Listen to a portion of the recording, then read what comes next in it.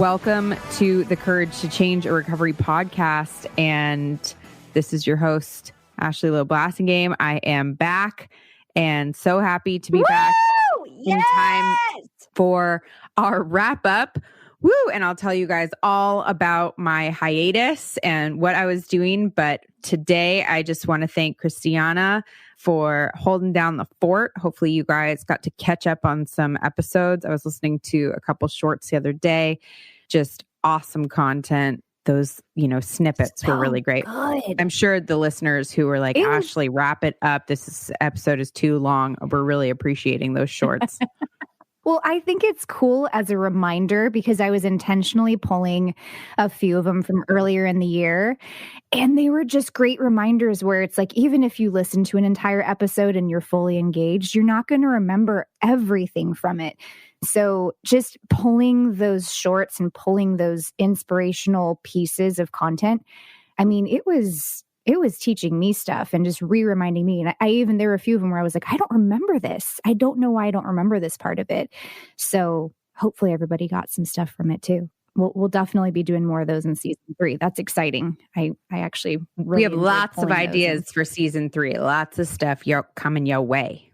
Tons. Well, welcome to the season 2 wrap up. And again, welcome back to Ashley Christiana. We have missed you so much. It is not the same without you. And thank you for letting me borrow your catchphrase. I was like trying to come up with my own catchphrase to open some of the, intros and stuff with. And I just was like, I just don't, that's just not my thing. I don't have one. You have coined the catchphrase for the podcast. And so I had to borrow it temporarily, but I'm now giving it back to you. Oh, well, thank you. Thank you. I appreciate that. I did not mean You're to welcome.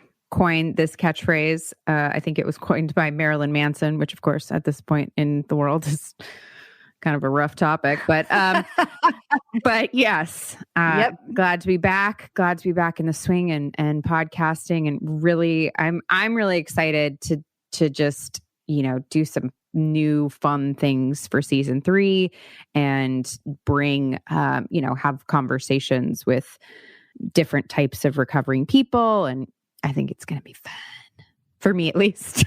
Hopefully it's fun for you guys. For sure. Well, it'll be really fun for me because we're bringing on help. I know we'll talk about that later because we'll go in order of our chart here. Chat me up. But show me your charts. Chat me up. Okay, so our season 1 wrap up was actually one of the top 10 episodes of all time. I don't understand. I understand. You do? I fully understand. I need to read. Oh, yes. Because remember, I talk about all the ways I bungled season 1. Yeah, so but that's always really fun and interesting to listen to. People don't know that until now they know. Yeah, now you know. Now you know. You got to go back. Now they know. The wrap up for season 1 was one of the top 10 episodes of all time. Oh, so good. So much fun. I think people like to know, when you're so invested, at least this is my thought. When you're so invested in something, you're listening, you feel a connection, which are, things that we hear from our listeners and something that just drives us forward. It's fun to hear where the show has gone. Yeah. And it's fun to hear those updates. Exactly. And so we just thought, what was the box? What was the podcast cardboard box we made called? The Foam Shack. Foam Shack. The Foam Shack. Yeah, the Foam Shack. Because it was made of Amazon flimsy cardboard. Amazon boxes. Yeah. And it gave me, I remember I was, you stapled. I had an anxiety attack watching you staple. I stapled because they weren't lined out of up the foam. Perfectly. I stapled the foam to the cardboard box. If you guys are familiar with the sound foam, right? So if you're familiar at all with, just trying to catch sound, on kind of acoustically bouncy walls, you know what we're talking about. It's that black foam that you put up and it basically absorbs any extra kind of echoes and stuff. So we bought all this. It's actually kind of expensive. It's relatively expensive to buy. And so our idea was, well, let's just, the sound was all over the place. We didn't anticipate it. We're about to do another recording recording and we're like, "Ugh, what do we do?" And Ashley's like, "We'll take it and we'll put it inside the box and we'll cover the microphones with it." Great. That's a great idea. Well, I am now diagnosed OCD. You're welcome. And so I didn't know that before, but I'm diagnosed OCD. My therapist calls me. She goes, "Your sweet little OCD brain." And I'm like, "Oh, yeah."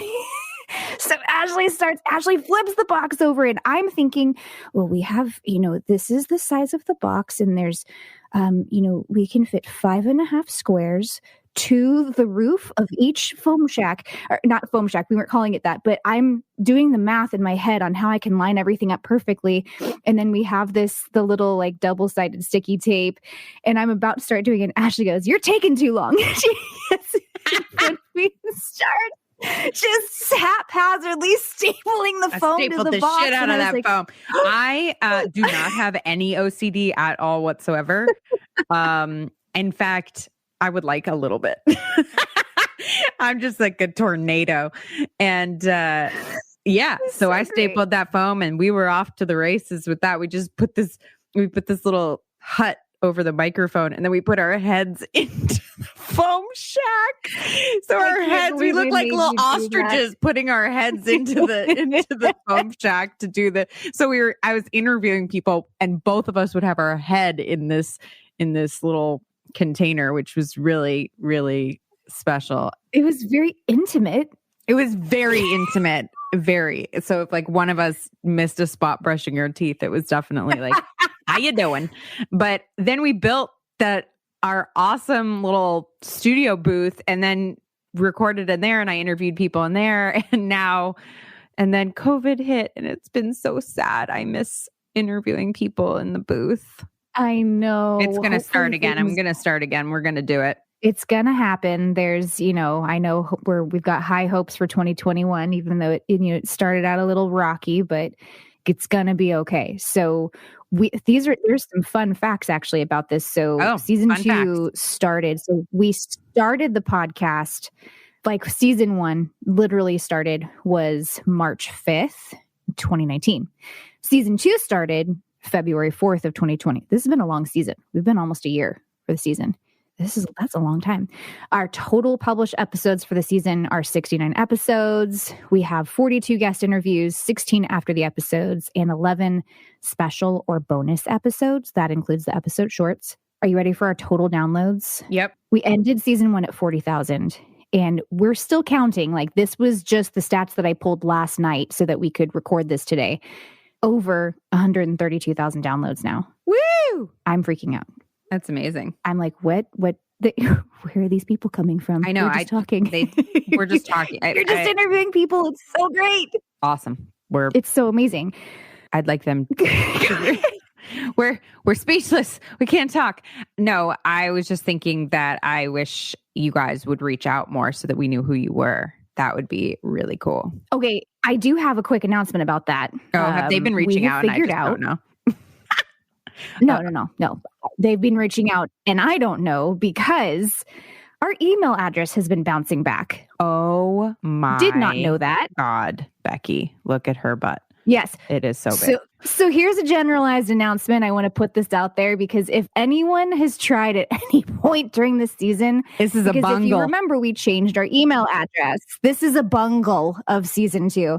Although I did not set up the email address, but I will still take full responsibility. podcast@lionrock.life is our email address. Before it was podcast@lionrockrecovery.com, but we're shifting everything. So anyways, in the process of that shift, for some reason, the email address has a bounce back. So if you have tried to contact us at any point during the season for anything and did not get a response, it was not because we don't love you or don't want to hear from you, because we do with both of those. So please email me directly. I'm only going to say it one time. C. Kimmich. It looks like Kimmich, but it's Kimmich. CKIMMICH @lionrockrecovery.com. Send me an email. Let me know. I emailed you and didn't hear back. Here's what I'm wanting.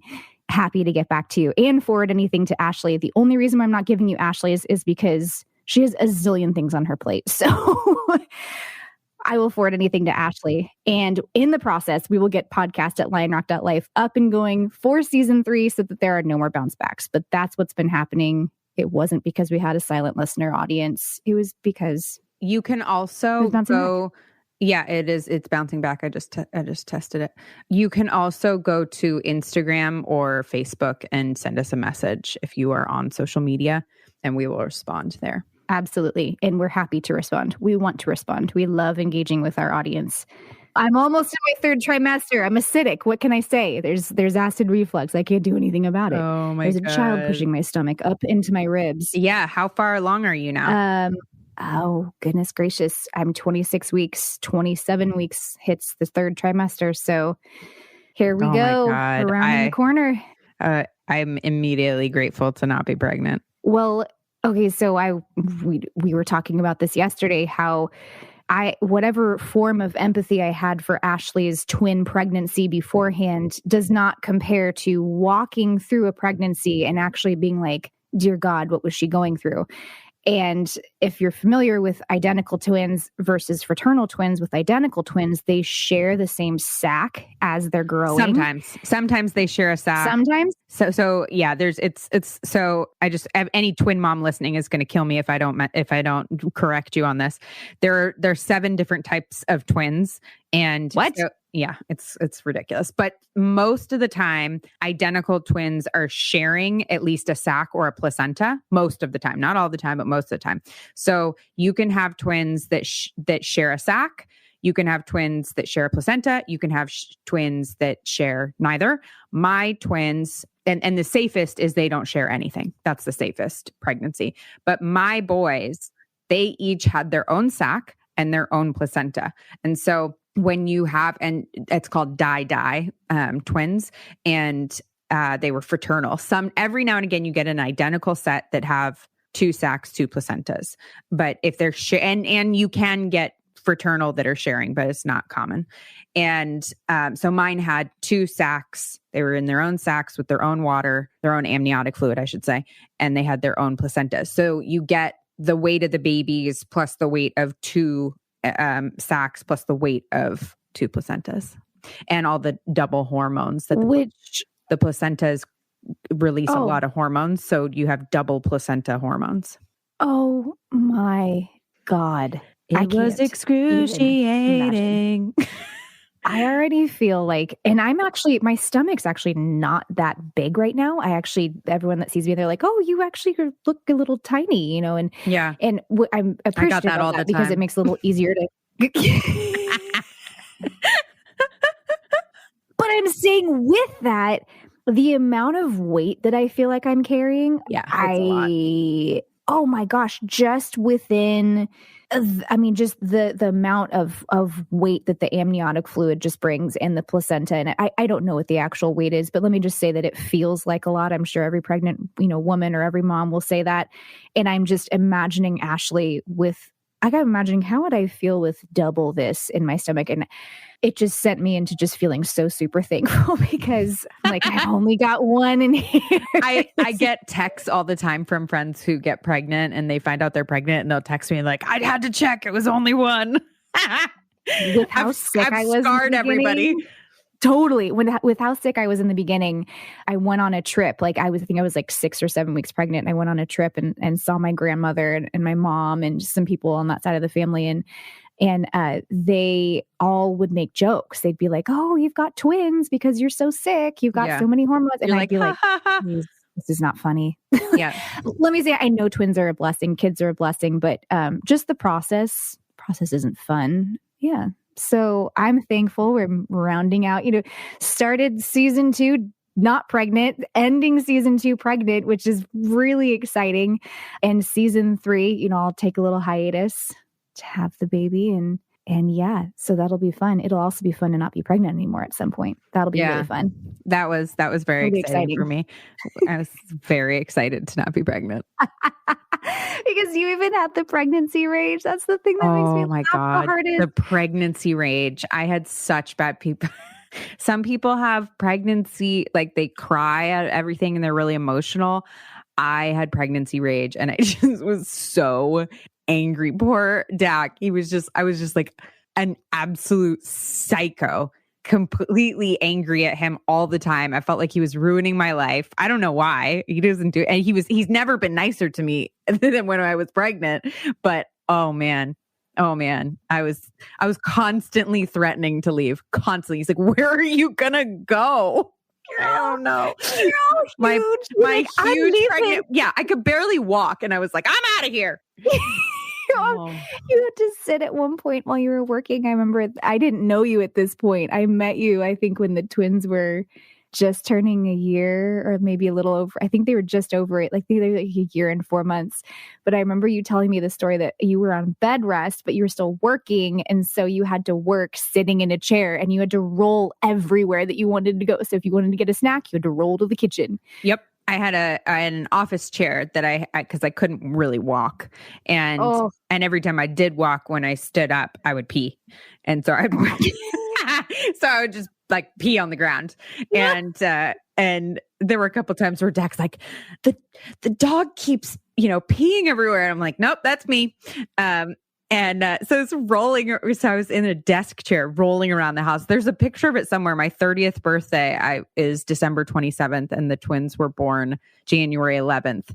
And so there's a picture of me like scooting around the house in this chair, in this office chair, just like as like part of the crew, like, hey guys, it's just me and screwing around. My sister was like, the look on your face was just so, she's like, I had so much pity for you. I'm just like absolute devastation. I was like, let's just get this shit done.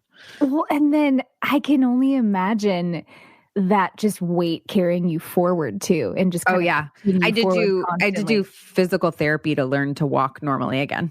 Oh God.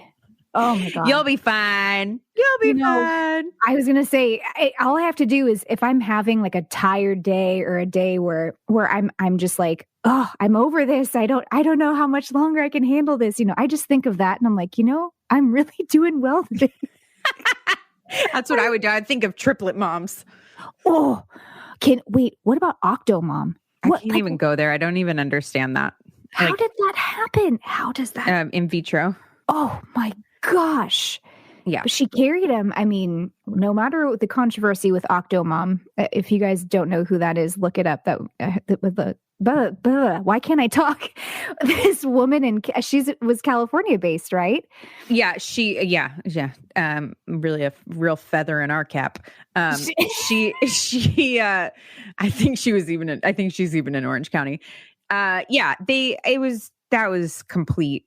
Each baby was tiny and it was no bueno, but she had 8 babies, but she already had a ton of children too. And she was single and it was just some ridiculous situation. Like she's like an animal hoarder, like where you go in and it's like, you have like 300 dogs running around, except hers are children. And my gosh. I don't, she just has litters. I don't know why. Literally. She had an actual litter. I feel like there are dogs that have fewer puppies than that woman. Yeah. That whole situation is special. It's special. And if she can carry 8 babies, I can carry 1. And as Peter has been saying, Peter is my father. Peter is Ashley's father, Peter Loeb from episode 8. Amazing episode, season 1. Listen to it if you haven't yet.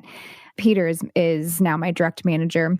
And so we check in on a bunch of stuff and then he switches gears to like dad mode. And he's like, he calls me CK. He's like, CK, how is gestation going today? Are you feeling all right? And then he always tells me, you know what? If millions and billions of women did it before you, you can do it. It's going to be okay. Yeah. I always am like, yeah, thanks, sir, for that great, I don't know, for me personally, the last people that I wanted to hear jack shit from was some dude who hadn't been through. I had a specialty doctor and a male. And, the fact that he was a specialist definitely helped his cred. But there's just something about like, well, you can do this. I'm like, dude, just calm down. Calm down with your calm down with your whole hand up there, okay? Jesus Christ. You're like, you have no idea. Yeah, he'd be giving me pep talks with his hand up my ass. I'm like, you know what? Let's just fucking save the coaching for later, okay? I'm good. Just make sure everything's good down there. My husband has been a saint through this whole process. And I actually asked him and he said, you've actually been a very easy pregnant woman, which I'm glad because I feel like I've been a little high maintenance. But the other day, so my ribs keep popping out. Anyone who's listened to this like podcast knows that every once in a while my ribs will just go out. It happened, old injury. It just is what it is. You know, it's kind of normal. And she starts walking around like the Hunchback of Notre Dame. It's like quite literally is hunched over and walks like that and tries to act like it's normal, like tries to play it off like, no, I'm good. I'm like, really? Because you're at a full 90-degree right now. Well, it's like I have my chiropractic appointment, you know, usually gets scheduled because I'll call him and be like, emergency, the ribs are out. And he's like, can you come in at 3:30? And I'm like, sure.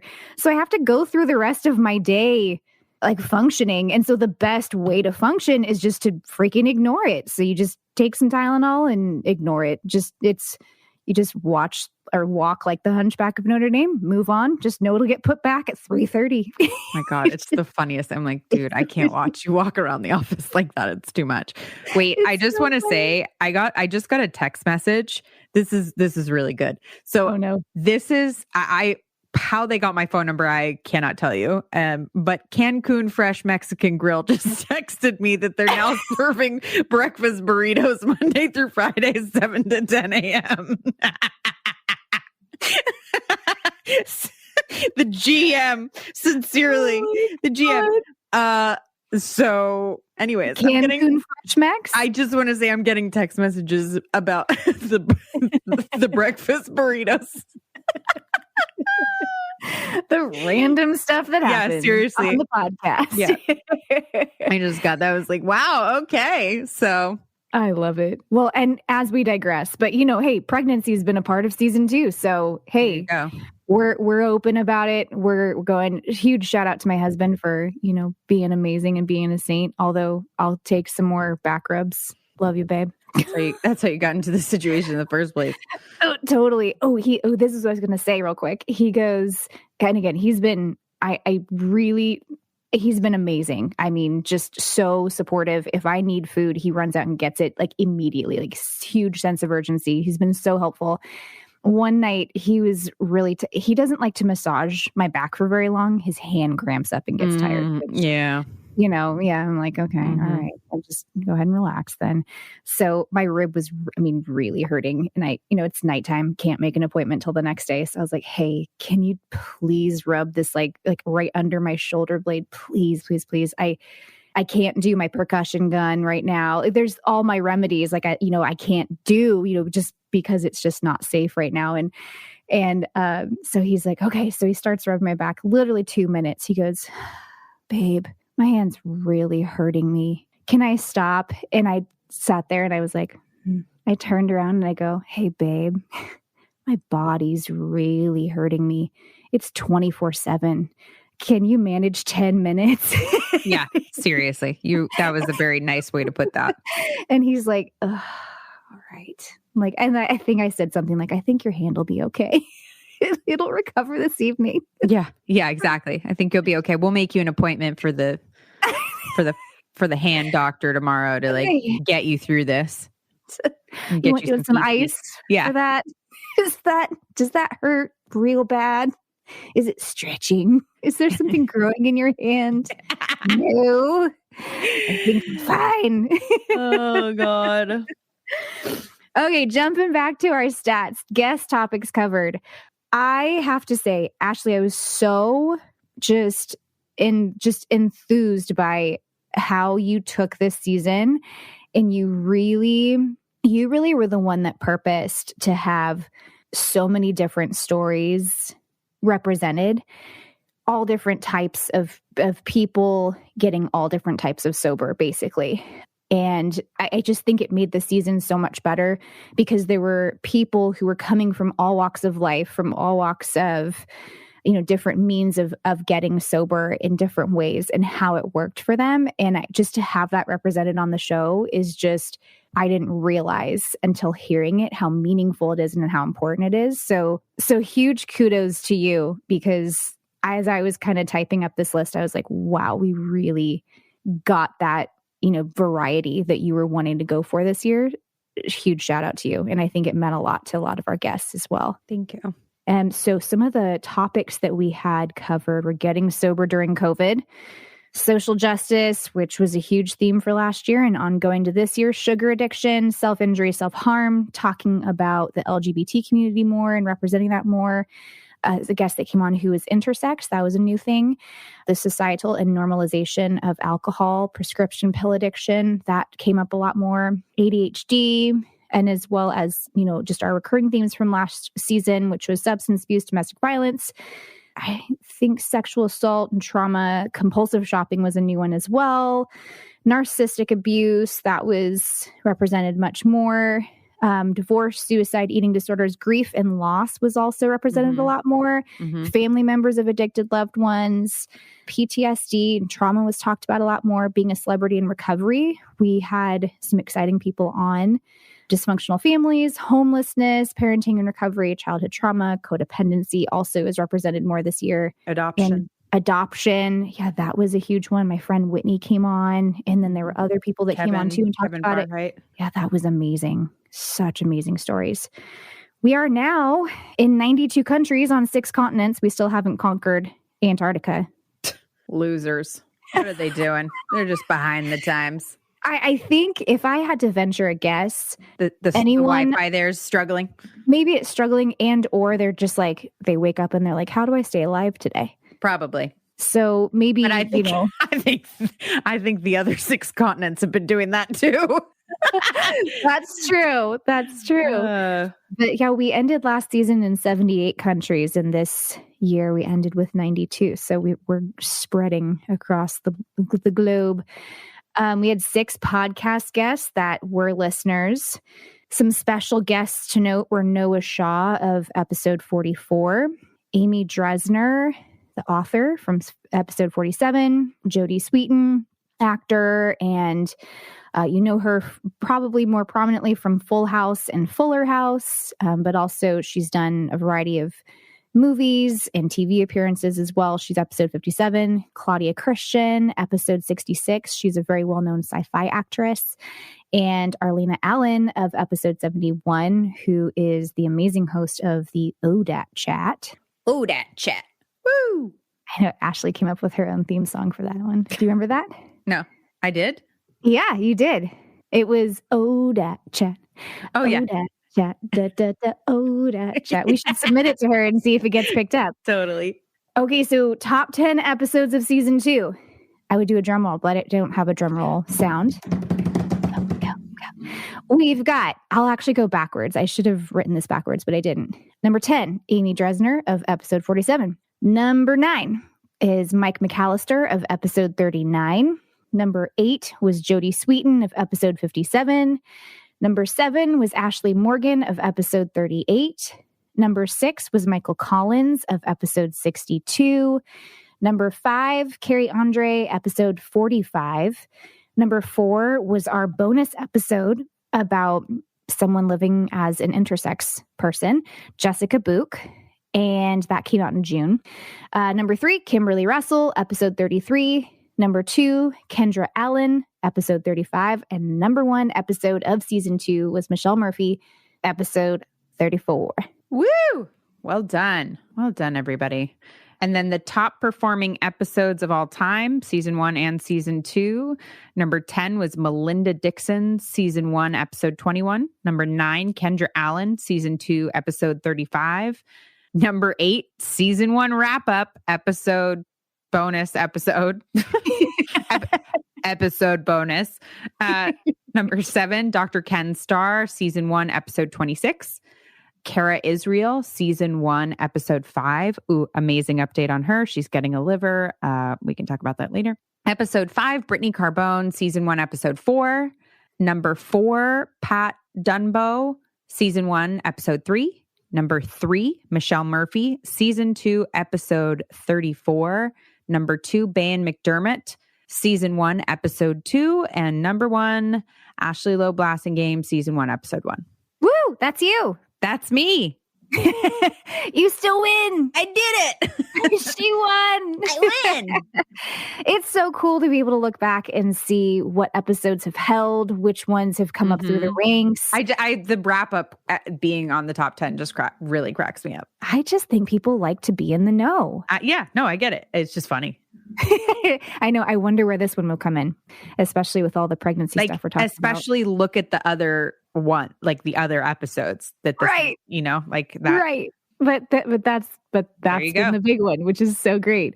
Some fun facts about this season, things that happened. So many things have happened. I feel like the world totally shifted and changed in season 2.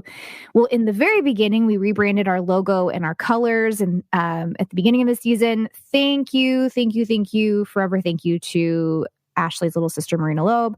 She is phenomenal. She is the one who rebranded our stuff, and we just are so appreciative of it. We've gotten nothing but great feedback. Go to marinaloeb.com. Marina, MARINALOEB.com. Crazy talented artist. I mean, just the stuff she puts out is just mind-blowing. So check her out, and huge thank you, because we couldn't have done that without her. COVID hit 1 month after starting season 2. We only recorded a total of 5 guests in our in-person booth before switching to being fully remote. And that has a fun story. Should I tell it? I have no idea what the story is. So okay, yes. So the story was my intuition. So yes. Good call. And how weird that was. Okay, so about 3 weeks before lockdown, Peter Loeb, who's our CEO for Line Rock Recovery. Line Rock Recovery is the main sponsor for this podcast. And so I basically, if we need new equipment, I go to them and say, please. And they say, okay. So it's fantastic. So I had this thought because the twin, I think, Ashley, you'd gotten sick at one point, not with COVID, just regular cold sick. And then the twins had gotten something, I think it was like in January or December or something. And I had gotten sick. Probably licking the ground or something. Just being kids. The usual. And so I had this thought, and I was like, Ashley and I should have some recording equipment at our house. Like, we should have like a small setup at each of our houses, just in case one of us gets sick. And anyone who's recorded a podcast, music, anything knows that there are last minute things that come up, and you do need to do last minute recordings, or even if it's one sentence or replacing something, it will totally happen the night before or whatever. And so I just, this is 3 weeks before lockdown, I had this like really strong feeling. So Peter had come into town. I met with him and said, hey, explain that. I said, can I get an approved budget to get Ashley and I equipment? He said, absolutely, go right ahead for it. I marked it on my calendar. It was March 5th, I believe, is when I marked on my calendar to go and pick up equipment, because I ordered it online and I just needed to go pick it up at Guitar Center. And because they had these like podcaster packs, and that's what I was getting. And so all of a sudden, I think it was the next week, if I'm not mistaken. I just remember it all happened within a week of each other. I went and I picked up the equipment, brought it back to my house, and I was just going to like give it to Ashley kind of whenever. We would kind of tend to see each other like every couple weeks. We don't live very far from each other. And then we got it. I remember it was a Tuesday and lockdown orders came through. And I was like, oh my gosh, this is happening. Because, everyone was just watching, and I don't think lockdown was on anyone's radar. No one was thinking this was going to be a global pandemic. At least I didn't personally. So, but we were watching the news. And so as soon as we got the lockdown orders, I texted Ashley and I was like, I am going to drop this off at your door. I'm going to wipe it down with Clorox wipes and just set it up. So I did that. I wiped it down with Clorox wipes, dropped it off at your door. And I was like, tell me when you come out and get it, because this is a lot of equipment. I don't want to leave it at your door. I remember you wiping it down. It was like, it was so early in the whole thing that we were still, panicked. Mm-hmm, completely panicked. And then it was like at that point that everything was talking about how long the virus would live on plastic versus cardboard versus glass. And so I just thought, okay, I'm just going to wipe it down. You pick it up with gloves, wipe it down. So we have our, equipment now at home, and thank God that happened. And I followed my intuition with it, because we've been recording from home ever since and haven't really ever. I know you've gone into the office a couple times after it opened up. Yeah. But we haven't been able to record together in person or any guests since then. So it's just been like, that was really crazy thinking back to how insignificant that thought felt. It was just like, oh, this is a really good idea just to kind of cover us and make sure that we're good. And, we don't have to rely on going into the office every time we need a new recording or a new hook or intro or whatever, which is what we were doing before. And then it ended up being literally how we functioned on a daily basis for the next year. So crazy. I mean, just note to self, listen to intuition. Listen to intuition, definitely. And I remember having a huge sense of urgency about it, but I wasn't panicked about it. It wasn't like, oh no, something bad's coming. It was in my mind constantly. And I was like, this is something I really need to do. And I just thought, I guess what my thought was, oh, we might run into a situation where maybe the kids get sick and Ashley's, kind of homebound for a couple days, which is so normal. It's just, that's what happens whenever you have kiddos. So that was probably the craziest thing to me in season 2, just thinking back, because if we hadn't done that, I mean, we maybe would have been able to purchase equipment on Amazon and stuff, but we would have had to do a hard stop. We wouldn't have been able to really do anything after that. So kind of crazy. Well, thank you for your intuition. Oh, thanks to the person who sent it to me. Yeah, exactly. Then we had the COVID Hope Cast, which you did. I remember, I was like, what is this? What's happening? You're like, oh, I put together a Hope Cast. I'm like, great. I don't know what that means, but it sounds great. COVID Hope Cast was one of the podcasts. Super proud of. Large handful of guests you got together, and they read inspirational stories, scriptures, poems, and verses to inspire hope during the dark days of early COVID. My God, that was just, I remember going outside and it was at that point where like, we didn't know if it was in the water. We didn't know if it was in the air. Like, we just, like, it was, you were scared to go down the street, we just did not know what was going on. That was like early on. And that was when the Hopecast. Oh, wow. Someone from Italy emailed us. Apparently, this is when the email address was still working. This was before. Yeah. And someone in Italy emailed us, thanked us for doing the podcast, said he was in quarantine in the height of the pandemic, and that he said listening to the podcast really helped him. That's awesome. That made me cry. I screenshotted it, and I actually forgot that until just the other day. I was looking back through my pictures, just trying to clear off my phone, and I had screenshotted it. And I remember crying getting that because, Italy was just in, all over the news for how hard they got hit. And they were really the first to be so publicly shown, as everything that they were going through. And I remember this man's name was Paolo. So thank you. Shout out to Paolo. If you're still listening, sending you lots of love. Yeah. And, hopefully everything's going well. And then I did the 3 panels for National Online Recovery Day, which is September 22nd. We got to feature some of this through the podcast, got to interview Danny Trejo, Jodie Sweetin, Gabby Bernstein, which was just next level, the whole thing. Okay, what's ahead for season 3? That was amazing. Is there anything that I missed in regards to like fun facts from season 2? Yes, I'm asking you. How about what? Girlfriend, I don't know what day it is.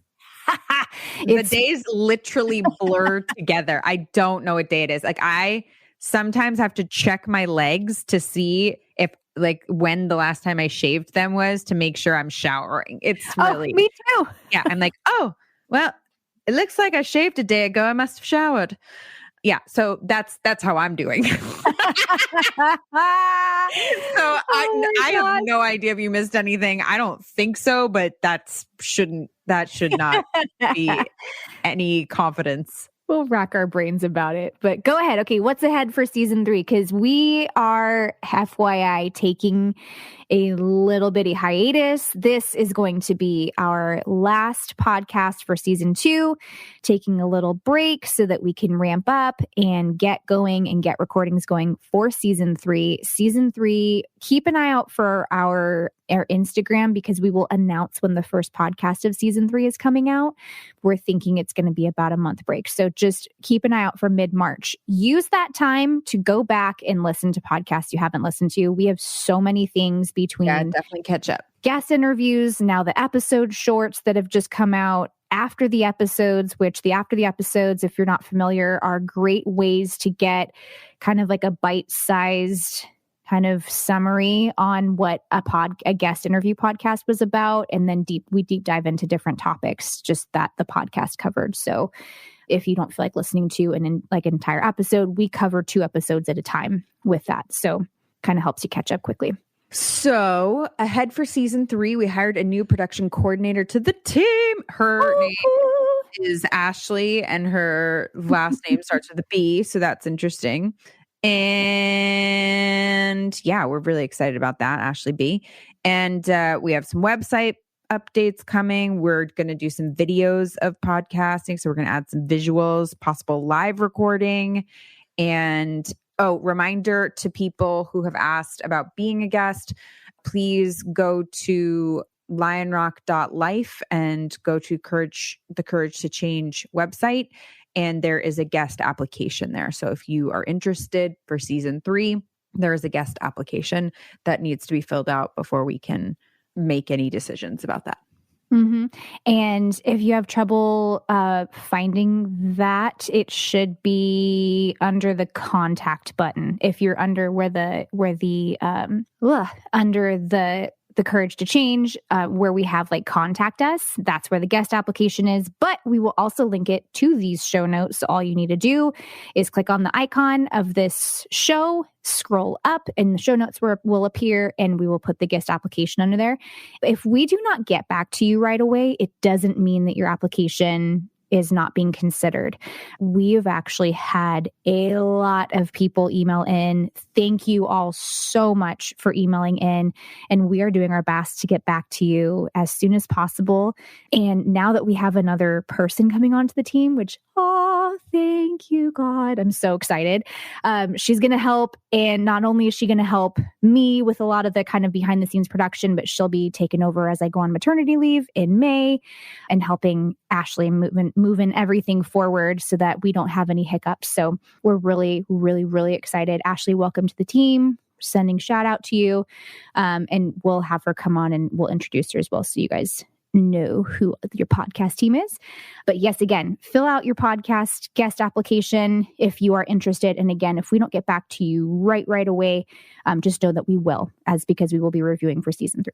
If you go to lionrock.life and you click on the Courage to Change, or you click on podcast, also there's a search button, which is pretty cool. And if you click on view all episodes and then search for podcast episodes, you can even type in different keywords from the episode. So you could type in grief, or you could, whatever it is, trauma, and it'll pull up all the episodes that have those themes in them.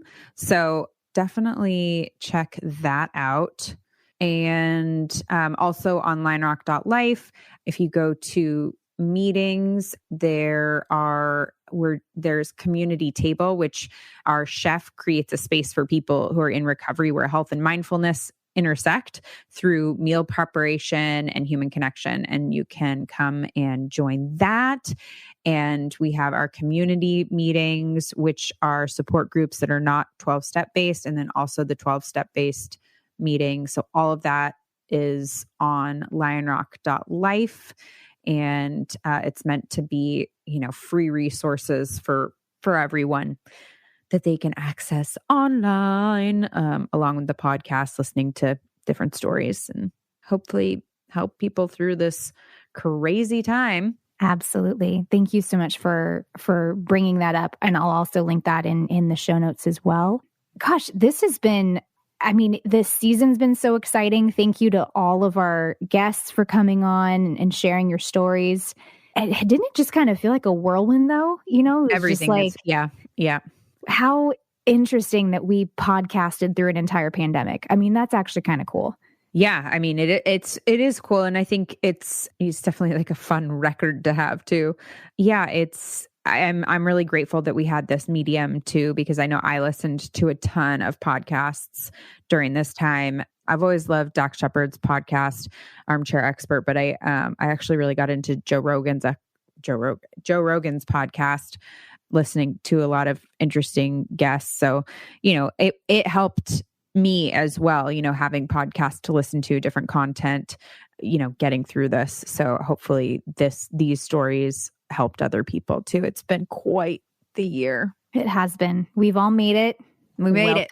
We're on the other side, chugging into season 3. And oh my gosh, I'm just so excited. I feel like we're starting season 3, with a new team member. So we're going to just have more support and be able to offer more things to our audience and to our listeners.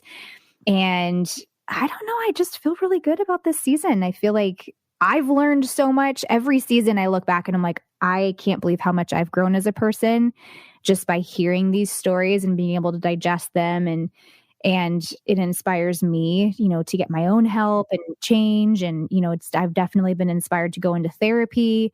Had to do it at one point because hearing these stories are so difficult. It really kicked up a lot. And so, I'm back in therapy and we actually, this was what I wanted to say. I forgot to say this, but we put out that episode this season called Therapy Talk Part 1. And I had every intention of sharing my therapy journey, and where it was going was the setup for me to start doing EMDR. And we'll share this again because we'll do a part 2. But the reason why part 2 hadn't come out was because we started prepping, and, there's a couple weeks of prep that needs to happen before you do EMDR. And for some reason, my therapist and I started getting it was almost like, and she's not a forgetful person. She's really, really intelligent and really has her stuff together. So she'd be like, oh, I forgot we didn't do this genogram. Oh, I forgot have you done this? Have you done the family planning worksheet? Have you done, and I was like, no. And I remember thinking there were 3 weeks that went by and I was almost kind of frustrated. And I was like, okay, let's get started. I'm ready. I come to each therapy session thinking I'm going to do EMDR and we haven't started. Well, I show up to a session and it's literally the week before we were going to start because we'd gone through all these things that had been forgotten. And I find out that I'm pregnant, and you cannot do EMDR when you're pregnant. And so I found out when I was 4 or 5 weeks. And so that was exactly when all those little things were happening, started happening to almost stop it. And my therapist was like, thank goodness we didn't do that, because it's not that it'll forever harm the baby, but there's a lot of potential things. Basically, as you're processing exactly, and as you're processing the emotions, she said that the baby just feels everything because you're processing it through that area, and it's really coming out, and it's this concentrated amount. Talk therapy is completely fine, so I continued with that, but not specific concentrated trauma therapy. So after I have my little girl, then I will be doing EMDR, and that will show up as an episode. But in the meantime, I do have some neat things that I've continued to learn in therapy that we will share in a part 2. So that's the only reason why that happened, or that I guess part 2 hadn't come out, was because it was supposed to be about EMDR. And then all of a sudden I get blessed with a little child in my stomach. Definitely did not think I'd be becoming a mom maybe ever, but during a pandemic. Yeah, and here it is. Yeah. So that's exciting. But that was one of the points that I forgot to actually write down as I was kind of preparing this. So, but yeah. Yeah. I'll just say this, so pandemic was super hard for me. I ended up dealing with a lot of depression towards the end of the year, which I have seasonal affective disorder, which is sounds kind of ridiculous, but I really do have it. It really affects me. And my food stuff started, I was really trying to get off the sugar and the flour, could not get off of it, and was struggling. Anyway, I ended up going to a nutritional health center treatment type place for 30 days in January, which is where I was when we were taking that break. And it was just an incredible experience for me. If you had told me a month earlier that I was going to be able to pull that off with work, school, kids, all of it, I would have said there's just literally no way. And I was able to do that. And so I'm definitely going to be talking about that a bunch in season 3. So stay tuned. But yeah, that is it. That's the teaser. That's a good teaser. That's the teaser. I wasn't sure if we were going to close that before season 3. So yeah, I think this is an evolution for me too, and a growing process, and the recovering piece doesn't stop just because I've been sober a long time. And so hopefully, it makes me, I was talking to someone, they're like, yeah, the fact that you have 15 years sober and that, you have your shit together and you have, like whatever, you own a business, that doesn't make you relatable to people. But what does make you relatable to people is that you're still in the recovery process. And I very much am, and don't ever want people to think that I am saying like, oh, I'm recovered. This is, I'm good. This is definitely work I still have to do. And for me, it's like the food stuff was my first addiction. It'll probably be my last, and everything in between. So just like really trying to work through that. And it was the only thing that I had during the pandemic, because all the fun stuff, all the self-care, all that stuff went away. And I'm sure a lot of people can relate to that. And I needed to do something really different to get better, to get back on track, emotionally, mentally, physically. So I'm excited. There's lots of stuff that I learned and lots of stuff to talk about with regard to that and relating, but I think we should save that for season 3. Oh, I'm so excited. There's your teaser, everybody. And I have to say that I'm just so proud of you, because I know making that decision was gut-wrenching for you. And, you had to leave your husband, you had to leave your kids, you had to leave your home, behind, which the comfort of home, and after especially being quarantined for so long. And you had so much that you had to face and work through, and you just did it with, I know it wasn't easy, but you just you faced it and you were so courageous in it. And, you turned 15 years sober during that. And yeah, I was like, yay, 15. I just was like, I know, I wanted to come and hug you, but you were too far away. But I honestly think that, 15 is such a milestone. Anything is a milestone with sobriety, but 15 is such a milestone year. And I just thought it spoke such volumes that, you are walking what you're talking about, and talking about how recovery never stops. And just because, you are 15 years sober, it doesn't mean I'm recovered. Yay. Which is what I thought whenever going back to the beginnings of me learning all about this. I thought it was like, oh, there's a marathon and it's hard, but there's a finish line. And there really, truly isn't. It keeps going. And that's why it's one day at a time. And I just thought, gosh, what a beautiful part of your testimony, turning 15 years sober while you're receiving treatment. I just couldn't be any prouder of you and of who you are and what you do and who you are to the world, just because you're doing it. You're doing it. And it's possible. Thank you. Yeah. I take my recovery very seriously, because it really is life and death for me, for real. And I tried to use all my tools, and my tools they weren't really working. It wasn't really working. And my experience is such that if what you're doing isn't working, then you need to ask for help. And if you want something different, you have to do something differently. And I had my own words echoing in my head, right? It's hard. This is hard stuff.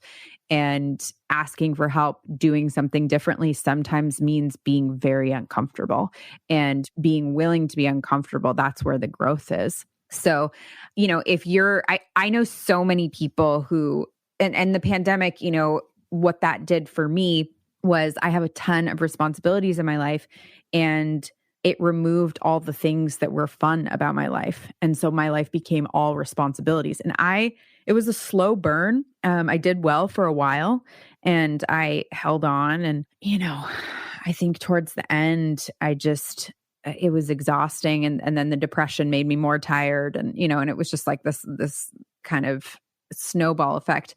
And I think that happened for a lot of people. And I know a lot of people don't have the luxury to be able to go somewhere for 30 days.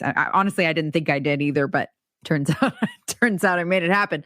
But I know that a lot of people don't have that luxury. And what I can say is just because you don't have the luxury to do that doesn't mean that you can't do something really differently and ask for help. And I needed other people to help me do it. And I kept saying, it was hard for people. It was interesting is me asking for help. It was kind of hard for people to hear around me. They were like, no, you'll be okay. No, you got this. You know what to do. Just blah, blah, blah, blah, blah. And I had to ask several times before I was taken really seriously. And I think that can happen if you're sober a long time and, people are like, no, you look fine. You're not drinking. Like compared to where you were, you're doing so well, I'm like, Right. yeah, compared to where I was, but I don't want to compare to where I was because that was a really bad place. Like I want to be in a better place than this. And so, yeah, having those standards for your recovery. Like, I don't want to just survive. I want to thrive. I want to feel good. I want to experience joy. And the food was really taking that away from me. And the reason the food was something I was employing in the first place had to do with the lack of joy that I was finding in my life with all the little things. And because it just became all the responsibilities. So yeah, I was willing to address the food stuff. I mean, I'm still doing it, but I was willing to do it drastically that way so that I could stay sober long term. Because for me, it all ends up in the same place. Like the food is the numbing agent, and then it stops working, and then I feel like shit, and then I continue to feel like shit over and over and over again. And eventually, I don't know if it's 6 months, a year, 10 years, but eventually I make a decision that I don't want to live this way anymore. And that decision is, historically been a really shitty one. So yeah, it's, I talk about this a lot on the podcast, but like, you may think that, what does that have to do with being sober? What does your food have to do? What does not eating certain foods that are alcoholic foods for me? What does that have to do with being sober? And for me, everything has to do with being sober. If it is affecting how I feel, if it is affecting my happiness, my joy, then ultimately at the end of the day, eventually it will affect my sobriety. And, it's like having a chronic illness. It is having a chronic illness, right? Like your job, whatever you do, all of that stuff, the downstream effects are real and they're big. And so, yeah, I'm really grateful to everybody who stepped up and helped. And I'm really grateful for the experience, not least because I got better, but also because I have something new to offer, right? Like some new, and I'm in it. And so I can share the struggles along the way. And hopefully there are other people who may be experiencing that and they get something out of it too. Yeah, absolutely. Oh gosh. Well, I can't wait for you to tell the full story, season 3. So you guys keep an eye out for that. But thanks for that teaser and that snippet. You heard her, ladies and gentlemen, your beloved host is back and amazing as always. Love you so much. Love you so much. Excited for season 3. I think it's going to be great. Me too. Yeah. All right, everybody. You take care. We'll see you real soon. This podcast is sponsored by lionrock.life. Lionrock.life is a recovery community offering free online support group meetings, useful recovery information, and entertainment. Visit www.lionrock.life to view the meeting schedule and find additional resources. Find the joy in recovery at lionrock.life.